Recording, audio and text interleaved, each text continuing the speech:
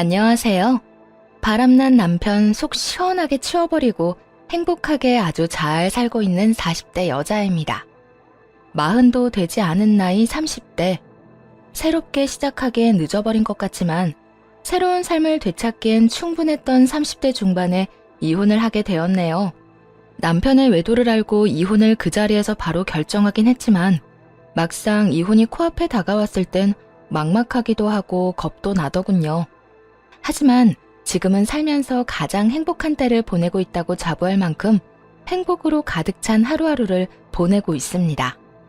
지금과는 달리 충격으로 가득했던 이야기 한번 들어보실래요? 지금은 전 남편이 되어버린 남편과 처음 만난 것은 대학교 때였어요. 저와 남편은 같은 동아리에서 활동을 하고 있었는데 신입생이었던 저를 남편이 먼저 좋아했었죠.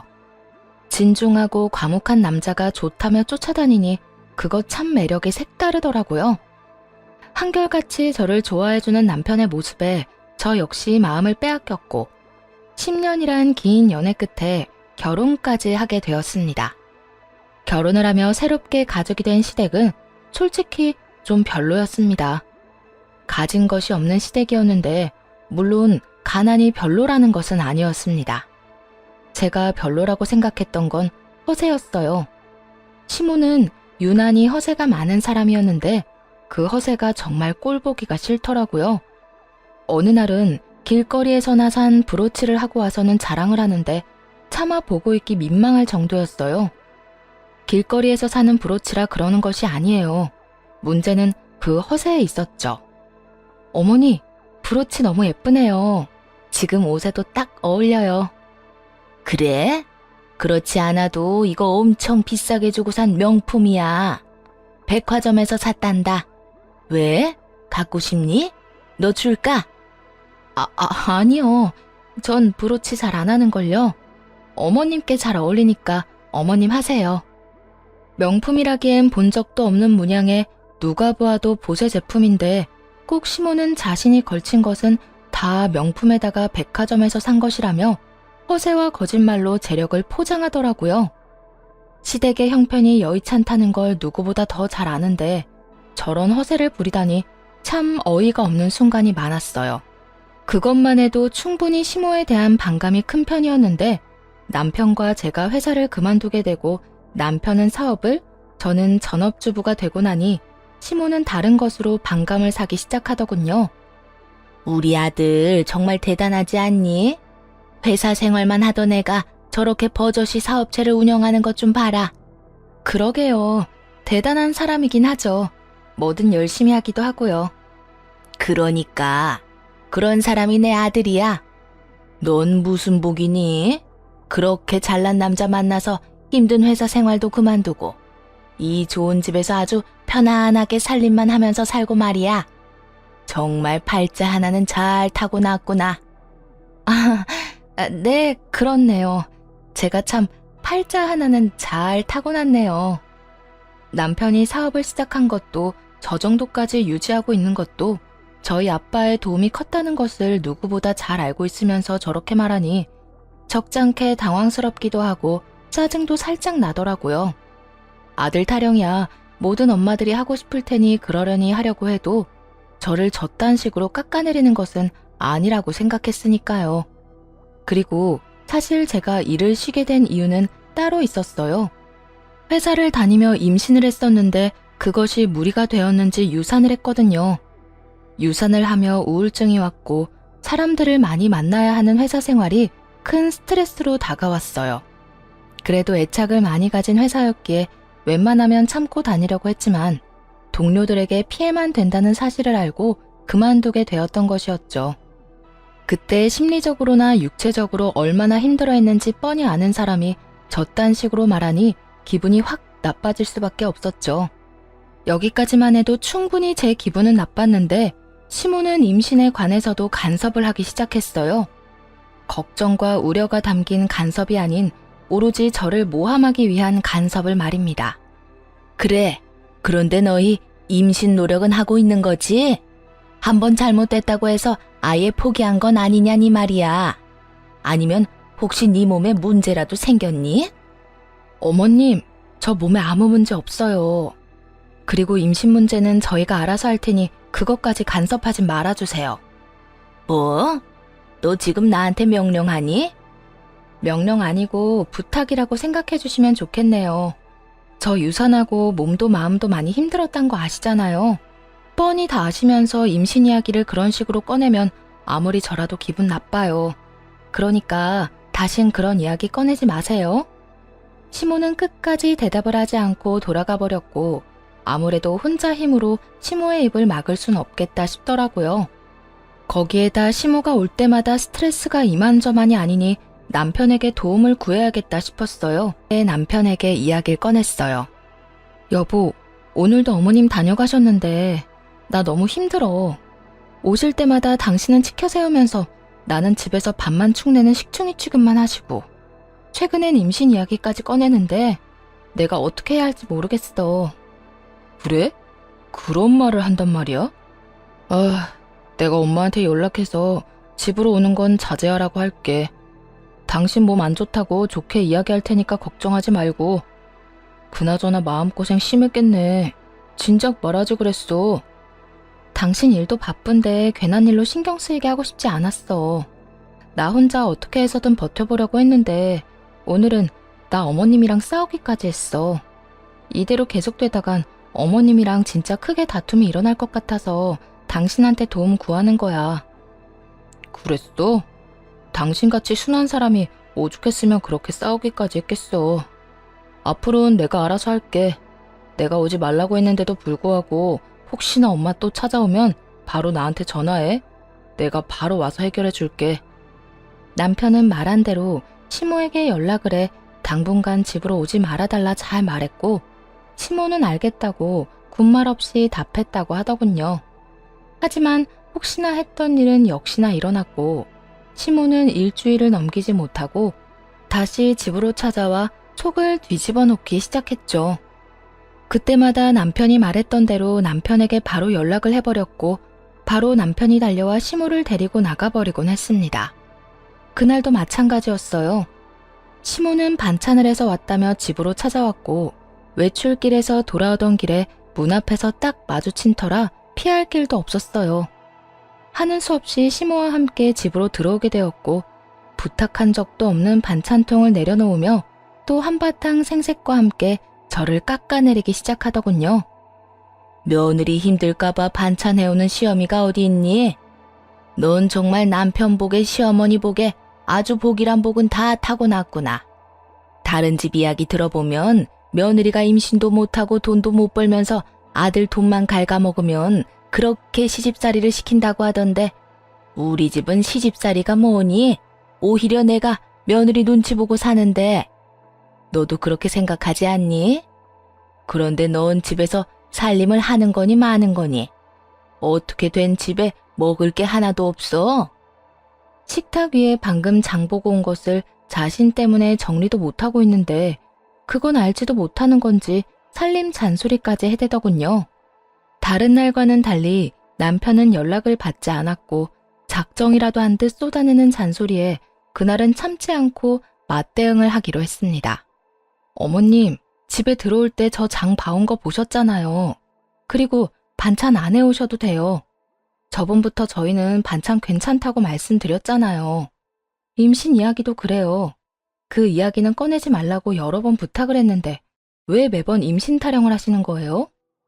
너 지금 날 질책하는 거니? 제가 오죽했으면 이런 말까지 하겠어요. 오죽했으면. 나도 오죽했으면 그런 말을 계속하겠니? 오죽 걱정됐으면. 내가 너 미워서 그런 말 계속하는 거라고 생각하는 거면 그건 네 오해다. 난 정말 네가 걱정되어서 그런 거야. 그리고 내 말 중에 틀린 말도 없지 않니?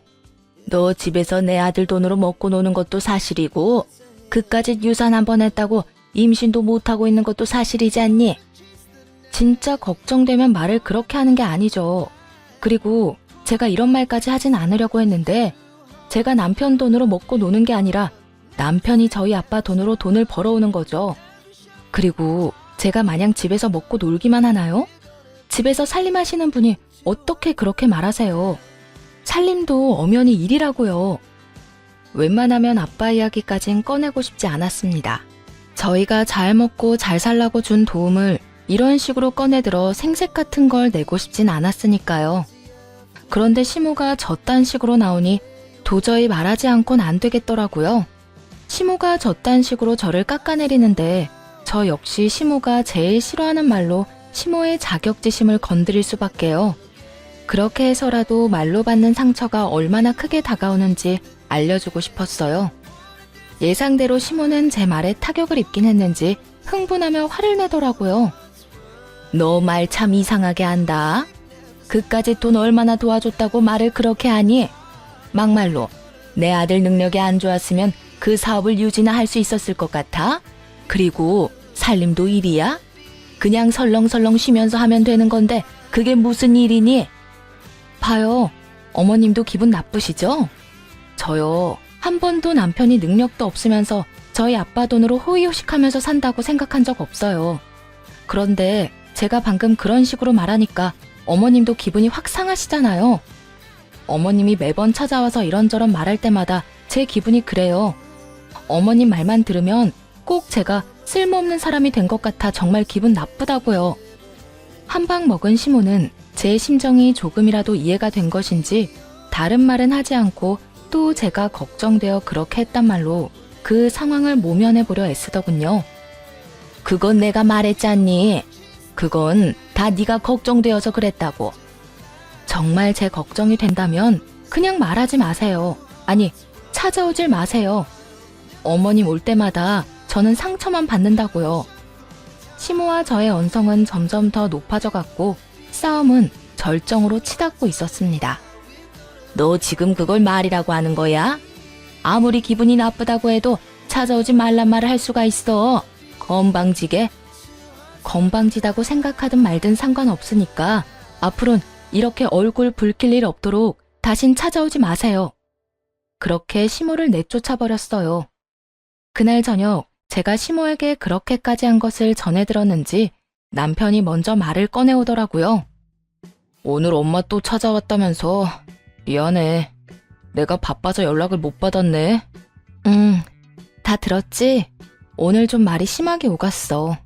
어머님이 워낙 심하게 말하니까 나도 못 참겠더라고. 거기에다 언제까지 당신이 해결해 줄 수도 없겠다 싶기도 했고. 어머님 뭐라셔? 뭐라긴 뭐래. 그냥 울지 뭐. 당신이 내쫓았다면서. 당신 마음 이해 안 되는 건 아니었는데 조금 섭섭하긴 하더라. 아무래도 나한텐 엄마잖아. 아, 그래도 오해는 하지 마. 그렇다고 해서 엄마 편을 들겠다는 뜻은 아니니까. 그냥 마음이 조금 그랬던 건 사실이다. 이 뜻이야. 난 당신이 어쩌다 그렇게까지 한지도 잘 아니까 당신한테 불만이 있진 않아. 어쨌든 오늘 엄마 일은 내가 대신 사과할게. 미안해. 남편은 섭섭한 기색을 내비치면서도 제 심정을 이해한다며 달래주더라고요. 그런 남편을 보며 제가 조금 심했나 하는 생각도 하긴 했지만 말했다시피 더는 그렇게는 살 수 없었기에 후회는 하지 않기로 했죠. 시모와의 첫 다툼을 하고 난 후 예민하게 생각하는 것인지는 몰라도 남편과 연락이 잘 되지 않고 조금씩 퇴근 시간이 늦어지더라고요. 연락에 대해 중요하게 여기는 사람이라 전화 하나만큼은 잘 받는 사람인데 나갔다 하면 연락이 잘 되지 않더라고요. 점심시간조차도 말이죠. 그런 날들이 많아질수록 느낌이 좀 싸하더군요. 여보, 요즘 왜 이렇게 연락이 안 돼? 점점 늦어지는 것도 그렇고 회사에 무슨 일 있어? 그냥 큰일은 없는데 그냥 바쁘네. 왜? 회사 일이 그렇잖아. 아무것도 아닌 일인데 해야 할 건 많고 직원들은 직원들대로 불만이 많은 것 같으니 신경 써줘야 하고 몇 명 되지도 않는 직원인데 하나하나 신경 쓰고 일까지 처리하려니 조금 정신이 없네. 왜? 직원들 사이에서 무슨 말이 나와? 그만두겠다는 사람이 있어? 아니, 꼭 그런 건 아닌데 표정들이 밝지만은 않은 게 신경이 쓰이네. 하여튼 앞으로 늦지 않도록 할게. 연락도 될 수 있으면 받도록 하고. 일이 바빠서 늦는 건 어쩔 수 없지. 그런데 연락은 잘 됐으면 좋겠어. 바빠서 못 받는가 하면서도 걱정된단 말이야. 생전 안 그런 사람이 연락이 안 되니까 혹시나 사고라도 났나 싶고, 바빠서 연락을 못 받으면 늦더라도 문자라도 좀 줘. 알겠지? 알겠어. 그렇게 그간 신경 쓰였던 부분에 관한 문제는 일단락이 되었어요. 그러던 어느 날 같이 점심이나 먹을까 하는 마음에 연락했더니 또 연락을 받지 않더라고요. 마침 회사 근처이기도 해 회사로 찾아갔더니 남편뿐만 아니라 직원들도 식사를 하러 간 것인지 아무도 없더라고요. 온 김에 남편의 얼굴이라도 볼까 싶어 사장실에 앉아 남편을 기다리기 시작했고 40분쯤 지나자 남편이 들어오더군요. 저도 안면이 있는 여직원과 함께 말이에요. 두 사람은 사장실에 앉아있는 저를 발견했고 남편은 빠르게 다가와서는 묻지도 않은 일들을 설명하기 시작했어요. 여보, 언제 왔어? 연락하지 그랬어. 지연씨 임신했다고 해서 축하도 할 겸 나가서 고기 좀 사주고 왔어. 오래 기다렸어? 남편은 제 손을 붙잡고 눈치를 살피느라 바빴고 여직원은 그 뒤에 서서 가만히 저를 보고 서 있더라고요. 아무런 표정도 없이 말이에요.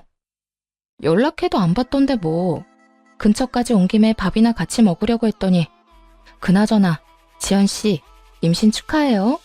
입덧은 안 해요? 들어보니까 입덧 때문에 고생하는 사람들도 많던데 여러모로 힘들겠어요. 남편의 행동이 조금은 이상하긴 했지만 미혼인 여직원의 임신 소식에 온 정신이 여직원에게 집중이 되었어요. 살짝 당황스러운 마음도 없지 않아 말 그대로 입에서 나오는 대로 축하 말을 전하게 되었고 여직원은 제 인사에 살짝 미소를 보이며 대답하더라고요. 입덧은 아직 없는데 잘 모르겠어요. 아직 워낙 초기라서. 힘든 것도 아직까진 별로 없는 것 같긴 해요. 사실 요즘은 몸보단 마음이 조금 힘들긴 하네요. 사정이 좀 있어서요. 그 힘든 사정이야 묻지 않아도 뻔하기에 굳이 묻지 않았어요. 그저 불편한 상황을 빨리 벗어나고 싶더라고요. 아, 그래요? 어쨌든 사장님한테 임신 보너스 좀 달라고 하세요. 그걸로 맛있는 거 많이 사 먹고 꼭 순산하세요. 감사해요.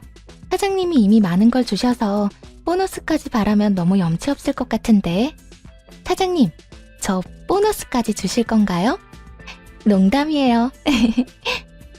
농담이라며 웃는 여직원과 저만 보고 있는 남편. 지금 생각해보면 여직원의 말도 남편의 행동도 의심스러운 것 투성인데 그땐 왜 몰랐는지 모르겠네요. 그저 남편이 워낙 다정한 사람이니 어련히 잘 챙겼나 보다 했는데 남편은 정말 여직원의 말대로 여러모로 많은 걸 주고 잘 대해주고 있었더군요. 하여튼 그날 남편은 일을 빨리 마무리하고 저와 함께 집으로 돌아왔고 그제야 여직원에 관해 궁금했던 걸 물었어요. 여보, 지연씨 결혼 아직이지 않아? 내가 잘못 알고 있는 건가? 맞아, 결혼은 아직. 혼전 임신이야. 그렇구나. 나 아까 당황한 티 많이 났어? 순간적으로 좀 당황해서 너무 아무 말이나 했나 싶기도 해서. 혹시나 티 났으면 좀 실례되는 건 아닌가 싶어서. 아니야, 그런 티 하나도 안 났어. 그런데 왜 그렇게 지연 씨를 신경 쓰는 거야? 그냥 내가 유산 경험이 있어서 그런지 임신했다고 하면 신경이 좀 쓰이네. 아, 질투하고 이런 게 아니라 일하면서 너무 힘들어하면 어쩌지? 무리하면 안 될 텐데 하는 생각이 들어서. 그래서 그렇지. 그나저나 아기 아빠는 누구인지 알아? 남자친구가 있었어? 나도 자세한 건 몰라. 그냥 결혼 이야기는 없었는데 임신했다고 하니까 안쓰러워서 고기나 사주러 갔던 거야. 아, 그래? 하여튼 여러모로 마음고생하겠네. 당신이 좀 잘해줘. 남편은 자신은 아무것도 모른다고 하며 선을 딱 그어버리더라고요. 저는 여직원에 대해 말하고 싶지 않아 하는 것 같아 저도 말을 꺼내지 않았고요. 그런데 회사를 다녀오고 난 후 왜인지 모르게 아이 아빠가 누구인지 가끔 궁금해지더군요. 남의 일엔 크게 관심 가지지 않는 저인데 왜 이따금 궁금했는지 그 이유가 밝혀지는 데엔 그리 오랜 시간이 걸리지 않았어요. 평소와도 같은 날이었어요. 아침에 남편을 보내고 간단히 아침을 해결한 후 집안 대청소를 한 날이었죠. 마지막 환기를 시키며 커피 한 잔을 먹고 있는데 집으로 여직원이 찾아왔더라고요. 직원 혼자 사장 집에 찾아오는 일이 극히 드문 일이었기에 의아한 마음으로 문을 열어주었어요. 여직원은 한마디 인사도 없이 집으로 들어오더니 다짜고짜 이렇게 말하더군요. 사모님, 사장님과 이혼해주세요. 딱 이렇게 말입니다. 처음엔 꿈이라도 꾸는 건가 아니면 임신한 여자가 술을 많이 마신 건가? 별의별 생각을 다 했던 것 같아요. 그렇지 않겠어요? 다짜고짜 찾아와서 한다는 말이 내 남편과 이혼해달라고 하니까요. 얼마나 그 상황이 당황스러웠으면 말까지 다 더듬거리며 나오더라고요. 네?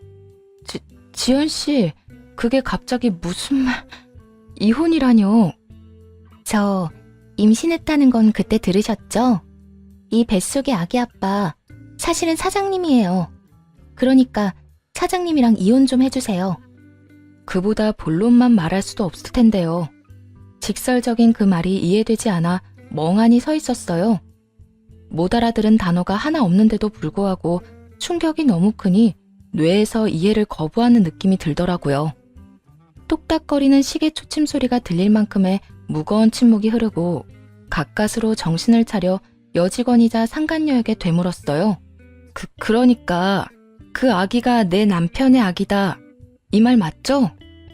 너무 당황스러워 말도 제대로 나오지 않는데 상간녀는 너무나도 당당하게 답하며 또다시 이혼을 요구해 오더군요. 네, 제대로 들은 거 맞아요. 그러니까 제발 이혼 좀 해주세요. 전 제 아기 아빠 없는 애로 키우고 싶진 않아요. 사장님, 사모님 말고 저 사랑해요. 저하고 만난 것도 꽤 오래됐고 저한테는 사모님이랑 이혼하고 저랑 살 거라고 여러 번 말했었다고요. 오래됐다고요? 얼마나 만났는데요? 1년은 훨씬 넘었어요.